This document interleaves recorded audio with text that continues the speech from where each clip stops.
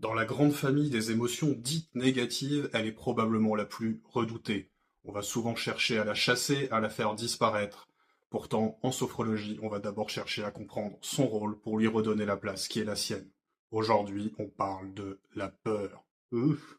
Effectivement, dans une situation où le danger est réel, identifiable, la peur va avoir un rôle essentiel, voire vital.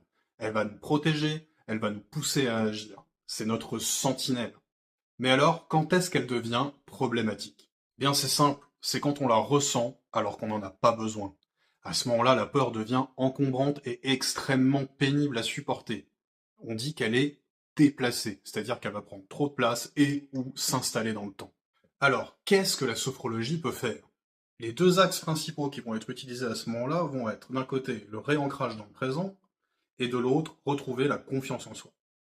L'intention va être de vous permettre de redécouvrir votre capacité d'agir avec votre environnement et pas contre lui. Votre esprit et votre corps vont progressivement se réhabituer à ressentir de la sérénité.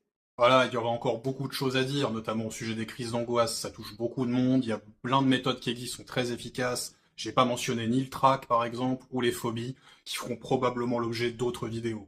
Vidéos dans lesquelles je répondrai peut-être à la question que tout le monde se pose, à savoir, est-ce que je possède d'autres t-shirts? En attendant, je vous souhaite de prendre soin de vous et à bientôt.